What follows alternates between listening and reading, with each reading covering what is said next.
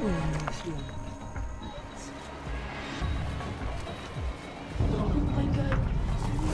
my God!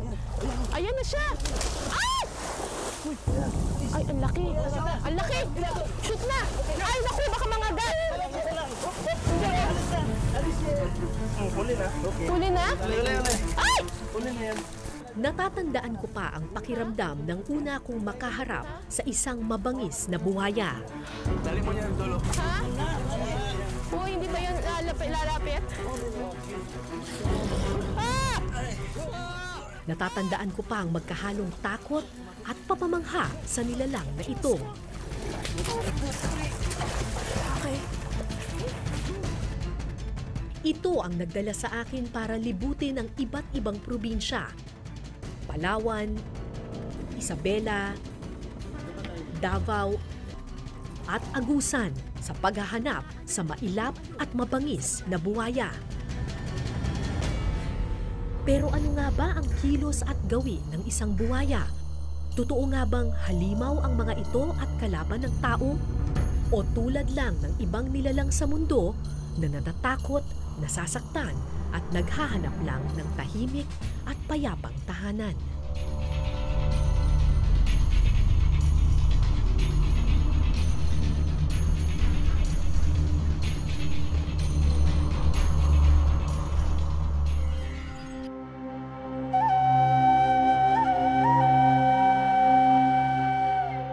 Sa sukat na 8,000 ektarya sa Siargao matatagpuan ang pinakamalawak na pulutong ng bakawan sa buong Pilipinas.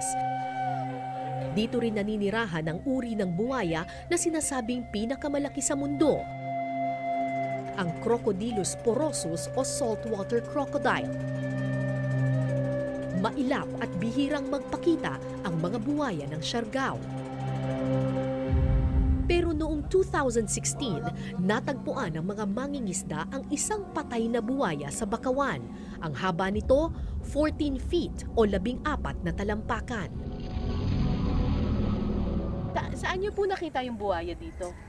Doon na sa baba na yun. Tapos Banda roon? Sa Doon mga pa, bakawan doon? Sa bakawan na. Tapos, ano itsura ng buwaya nung nakita ninyo? Nakalot lang nasa tabi ng ng dagat. Kasi Tapos, nakita na, wala na, baba yung dagat eh. mababa ng tubig. Mababa ng tubig, kaya nakita siya. So, nung nakita ninyo doon, anong ginawa ninyo? Dinala namin dito, naglangoy kami, hinila namin. Hinila ninyo? Oo, naglangoy lang kami. Mga 4 kaming tao. Mula noon, ilang beses nang lumapit at nagpakita sa komunidad ang mga buwaya. Nakakita na kayo ng buwaya, te? Opo, dahil apat na biik po. 4 na biik ang kinain ng buhaya. As in, gano'ng kalaking biik dito? Yung maliit pa po. Yung maliit pa? Ganito po siya. Ganyan lang. Yung ganyang biik, kinain niya ng buhaya? Umakyat po talaga dyan sa yung sa Maynyugan. Umakyat talaga? Kasi yung inahin niya, dyan nakatali sa Oo. Tapos yung buhaya, umakyat talaga sa Gano'ng kalaki yung buhaya? malaki po. Gano'ng kalaki? Parang mas malaki dito sa biik, sa baboy? Mas malaki po. Yung niya, yung parang mas malaki pa yung lapad ng katawan niya sa yung kahoy na yan. Oo. Mas malaki pa. Hindi, sa ganito, sa baboy na to, Mas malaki pa po. doble, ganyan. Pero di tulad ng ibang komunidad na takot ang agad na nananaig, batid ng mga mangingisda ng Siargao na ang buwaya ay may pantay na karapatan din sa ating tahanan. So, hindi naman takot ang mga tao dito sa buhaya? O takot din sila? Siyempre kasi alam nila na kumakain din yung buhaya ng Oo. So, siyempre may takot pa rin. Pero, yun nga, kasama na sa risk ng pag mangingisda ka. Yung makakita ka ng buhaya. sa tingin niyo po ba, dapat mag-stay dyan ng buhaya o dapat tanggalin dyan ng buhaya? Parang dito ata sila nabubuhay yung mga buhaya. bakit natin tanggalin sa kung baga sa lugar nila. So, subukan na lang na sabay Oo, mabuhay. parang coexistence ng di ba yung buhaya natin ngayon parang mga endangered species na kaya pinagbawal na nga ng paghuli, pagkatay.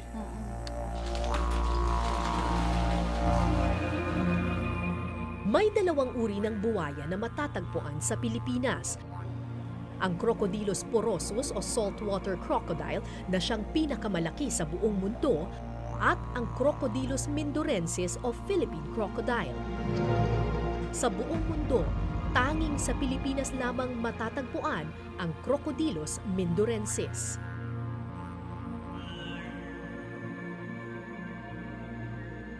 Sa bayan ng Pilar sa isla ng Siargao matatagpuan ang Philippine crocodile.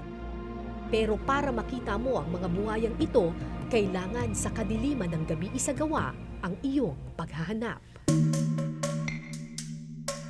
Welcome dito sa Pagungawan Marsh, Crocodile Night Tour.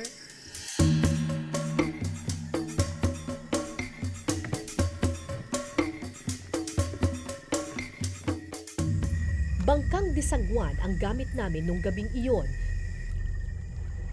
Nabubulabog daw kasi ang buwaya sa makina ng bangkang demotor. Tahimik ang buong lawa. Halos wala kang maririnig. Liban na lang sa paminsan-minsang pagtalon ng isda at mga kaluskos sa talahiban.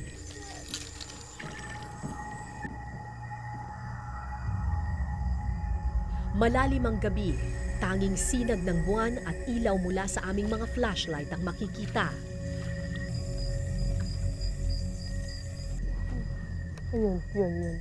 Sa mga ganitong tahimik na gabi, pinakamataas ang posibilidad na makakita ng mailap na Philippine crocodile. Yung mga buwaya, sila, nocturnal animals, mas active sila kapag gabi. Doon sila naghahanap ng pagkain. Kaya night tour yun talagang ginagawa kapag naghahanap ng buwaya. Pero ang problema pag gabi, hindi mo rin talaga sila fully makikita. Ang makikita mo lang yung mata nila na parang bumbilya, parang nag-aapoy, parang ganon. So, maghahanap tayo ngayon ng pares ng mata na Ayun! Hindi ba yan? Nakikita mo yung parang maliwanag? Pwede pa ba yan lapitan? Ayan o, nakikita mo yan? Kulay dilaw? Ayan daw. Ito daw iniilawan ko ngayon.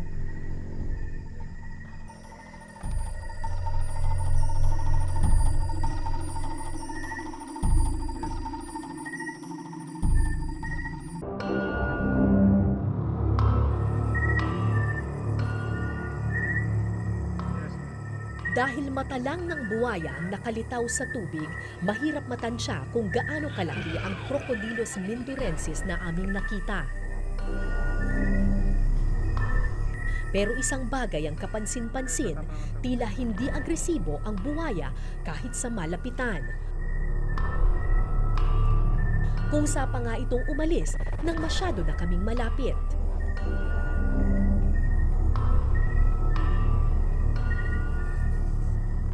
Nagpatuloy kami sa pag-iikot sa lawa.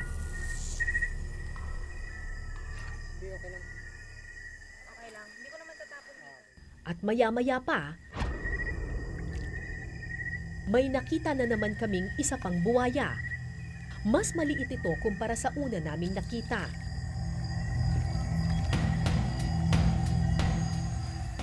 At tulad ng nauna, hindi rin agresibo ang nakita naming buwaya.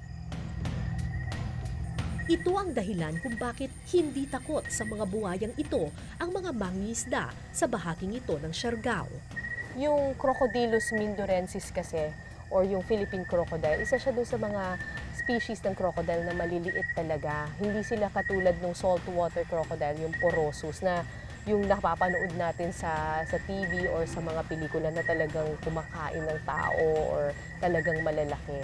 Itong Philippine crocodile, they're relatively smaller at saka sabi nila mas mahiyain daw at hindi masyadong talagang aggressive sa mga tao.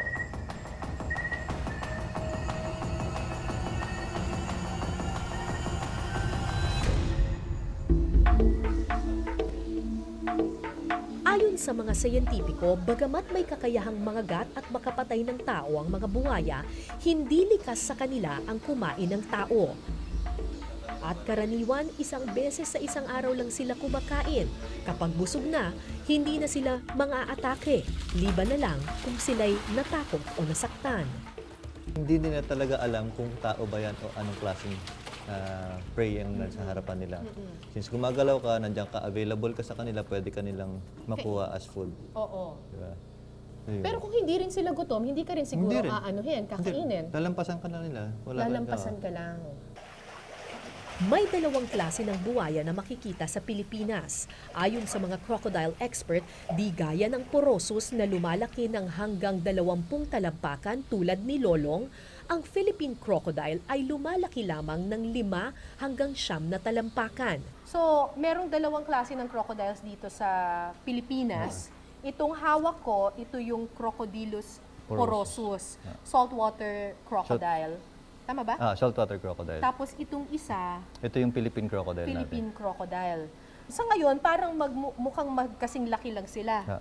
Pero pag tumanda ito, Mas mahaba yung itong ating saltwater crocodile kumpara dito sa Philippine crocodile. basic difference nitong dalawang to, nung Philippine crocodile tsaka ng saltwater? Yung scale pattern naman niya, mas maliliit, mas pino yung saltwater crocodile compared sa freshwater crocodile, yung Philippine crocodile natin, mas maliliit. Ito mas malaki itong para dito mas maliliit, di ba? Tapos napansin ko yung kanyang kulay, ito maitim. Dahil yung spots niya na black, mas random. Random. Kumpara dito sa Philippine Medyo crocodile greenish. natin, greenish, tapos naka-line yung dark spot, the dark, naka-inline siya. Kung titignan niyo sa buntot, makikita mo talaga na naka-random yung spots. Ito, inline sila. Sino dito sa dalawang crocodile na to ang mas mabangis or mas matapang? Sa aggressiveness, sa tapang na nasa wild, ito yung mas lumalaki, yung ating saltwater crocodile. Dahil itong ating Philippine crocodile, mahiyain siya, parang Pilipino lang din yung ugali. Mahiyain lahat. Kaya hindi siya masyadong nagkakaroon ng problema sa komunidad natin sa ngayon. Ang mas maraming nagiging problema natin, itong ating saltwater crocodile. Pero ganun pa man, pareho silang nabubuhay na may kasama yung tao. Ang problema, dahil hindi naman natin karaniwang nahahawakan at nalalapitan ng mga buwaya, madaling maipagpalit o mapagkamalang porosus ang maliit na Mindorensis. Maraming tao noon ang humuli at pumatay ng mga Philippine crocodile dahil sa takot na mangain ito ng tao. So anong kinakain nitong Philippine crocodile? Sa wild, kumakain sila ng any meat, meat base. So, mas marami doon ang isda, mga alimango, alimasag, nandun sa nasa tubig. Wala pang Kaya instance nila. na nakakain ng tao ang Philippine crocodile? Wala tayong record na may ganun. Hindi niya kaya? Hindi niya kaya, maliit siya. Ito palagi Kasi siya maliit natatakot. siya. Tsaka yung behavior pa lang ng Philippine crocodile, lumalayo siya ng lumalayo sa mga tao. So, takot siya talaga. Sa pagdaan ng panahon, unti-unting naubos ang Philippine crocodile. Sa ngayon, isa ito sa pinaka-critically endangered sa lahat ng buwaya sa mundo. Mahigit 100 na lamang ang naiiwang buhay na Philippine crocodile at kung mawala ito, tuluyang mabubura sa mundo ang kanilang lahi. Itong Crocodylus mindorensis, bakit siya endangered? Unang-una, nauubos yung kanyang natural na tirahan. Mula nung una, yung mga tubigan natin, gina-convert nila sa palayan, at yung mga ilog, ginagawa nilang palaisdaan. So, nauubos yung kanilang natural na tirahan at wala silang magandang mapag-itlogan. At nung mga panahon din ng naunang panahon ay tumaas yung hunting, yung panghahanap ng mga buhaya para sa kanilang balat. So dahil hindi alam ng mga tao na dalawang klase ng buhaya natin, so kasama sila sa pagkuha ng mga balat na yon. So, naubos ang kanilang natural na tirahan at nawala yung kanilang bilang.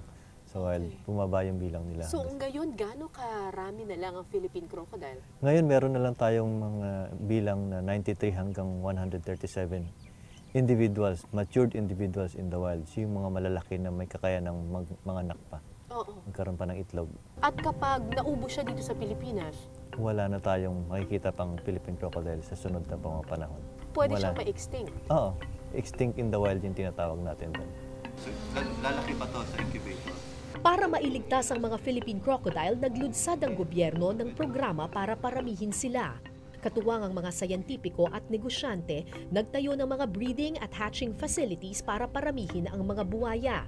Ang Coral Farm dito sa Morong Rizal ang may pinakamaraming buwaya sa buong Pilipinas. May dalawang klase ng buwaya na matatagpuan dito, yung Crocodylus porosus na ginagamit nila para yung balat at yung karne ay mai-export sa ibang bansa.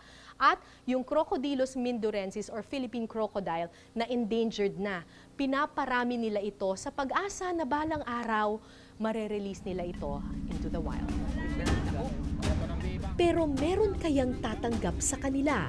Sino ang papayag na magpapasok ng buwaya sa kanilang komunidad?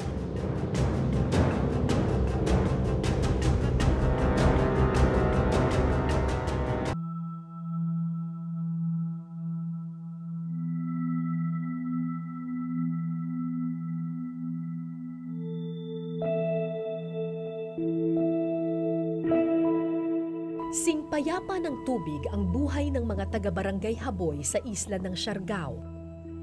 Pangingisda at pagkukopra ang pangunahing kabuhayan ng mga taga rito. Mayaman sa kalikasan, nag-uumapaw sa isda ang mga ilog at lawa. Pero gaano man kalawak ang kanilang bakawan, walang buwayang matatagpuan sa barangay Haboy.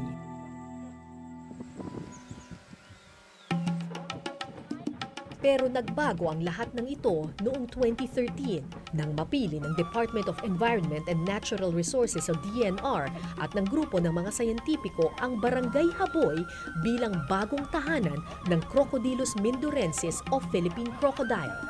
Una, bakit namin napili doon? Yung mga lugar na kung saan marami pa dating mga crocodile, ay hindi na natin kayang ibalik pa yung natural na estado niya simula pa dati. Kaya siya itinawag na historical habitat niya. Yung mga lugar na kung saan sila dati ay sira na, kaya naghahanap tayo ng mga bagong tirahan nila na halos kapareho nung lugar na yon. At yung Siargao yung nakita natin na isa doon. Nakita natin na mayaman pa siya sa mga pagkain, mga isda, mga hipon na nandoon, at yung mga lugar niya ay naka-intact pa talaga. Nung una, matindi ang pagtutol ng komunidad sa planong ito. Pero matapos ipaliwanag sa kanila na critically endangered o malapit nang maubos ang Philippine crocodile, lakas loob na pumayag ang komunidad. Mga tao dito, dili hurot o zone. Pero pagka nakasabot sila na natun pag drive information nila, so amo na desisyonan ng taga dito na maglagay. Kasi nakuana nila na anbuaza baza dili mo laong namang mga gazon. Kaya pag makakita sila ng tao, parang natakot rin ang buaya sa tao. Mula ng unang pakawalan sa kanilang komunidad ang mga buwaya, wala pa namang pagkakataon na nangagat o namerwisyo ng tao ang mga Philippine crocodile. Kaya nitong Hunyo, dinagdagan pa ng 36 na buwaya ang kanilang lawa. Kasi yung crocodile din, isa na yun sa pawala na, yung Philippine crocodile, pawala na po yung lahi niya dito sa Pilipinas para po dumami. Dito siya sakto ilagay sa Mars kasi marami siyang makakain dito, talagang mabubuhay siya. At saka yun nga, magdala ng swerte. Sabihin ko lang, balang araw, swerte para sa taga-barangay Haboy. Lingid sa kaalaman ng marami, ang mga buwaya rin ang dahilan kung bakit nananatiling buhay at mayaman sa isda ang mga ilog at lawa. Kung saan may buwaya at malagong bakawan, doon din may pinakamaraming isda. Yung mga buhaya kasi sila yung naglalabas ng mga malalaking dumi nila para ma-fertilize yung beds natin. Pag fertilized na siya, Yung riverbeds. Yung riverbeds natin, magkakaroon siya ng mga plankton na pagkain ng mga isda. At yung maliliit na isda, kakainin na ulit ng pangalawang mas malaking isda. Okay. At magkakaroon ng cycle, magkakaroon ng mas maraming pagkain yung mga tao. So kung naubos ang mga Philippine crocodile, naubos ang mga buwaya sa ating mga ilog, Maaring sumunod na rin na mamamatay yung mga maliliit na isda dahil wala silang magkukuhang pagkain. Yung mga may pag-aaral na ginawa sa ibang lugar sa Amazon, na yung lugar na nawala yung buhaya, unti-unti ring naubos yung mga isda at namatay yung ilog. So yun ang nagiging ngayon, ecological importance ng crocodile na iniiwasan natin na wag mangyari yun. Sa mga lugar na may mga mangroves, sabi ng mga tao may buhaya kami. Diba? Marami rin silang mga alimango at na nakukuha at mga iba pang mga klase ng isda na malalaki doon. Yung iba naman sa Agusan Mars, sabi nila yung lugar na kung saan maraming buhaya, nakikita rin nila na napakarami din yung isdang nahuhuli nila. Sa ngayon, unti-unti nang nakikilala ang Barangay Haboy bilang bagong tahanan ng endangered na Crocodylus mindorensis.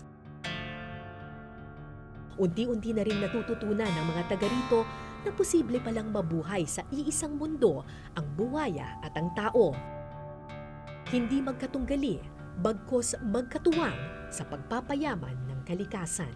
Dito kasi sa Pilipinas, yung kultura natin sa pagdating sa buhaya, na hindi maganda yung parang salot na tinatawag natin. Pero tingin sa buhaya. Tingin sa buhaya. Pero doon sa mga lugar na kung saan kasama na nila yung buhaya sa simula pa nung una, kanilang pang mga ninuno, maganda yung pagtingin nila doon. Nakikita nila na kung saan nakatira yung buhaya, nandoon mas marami sa kanilang pagkain na nakukuha sa tubig. So parang tamang sabihin na yung buhaya is a barometer of how healthy a river is. Oo, yun. Tama ka doon sa sinabi mo na yan. Yun talaga yung kailangan natin sa buhaya.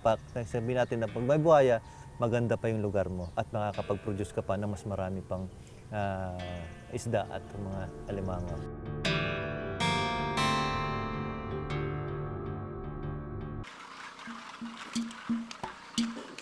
Sa ngayon, mahigit 100 na lang ang buhay na Philippine crocodile sa mundo. Pero sa tulong ng edukasyon at bukas na pag-iisip ng mga residente ng Siargao, maaaring maisalba at di na tuluyang mabura sa mapa ang mga buhaya. Sa loob ng mahabang panahon, itinuring na salot sa komunidad ang mga buhaya. Hinuhuli, pinapatay, itinuturing na kaaway. Pero gaano man sila kabangis sa paningin, tulad natin, hangad lang nila ay maging kahati sa mundong ito. Tulad natin, naghahanap lang din sila ng tahanang matitirhan. Matatakot kapag nilapitan at lalaban kapag nasaktan. Pirming itinatanong, ano nga ba ang mas mahalaga? Tao o buhaya? Pero ang realidad ng mundo, hindi dapat tinitimbang ang bawat isang nilalang.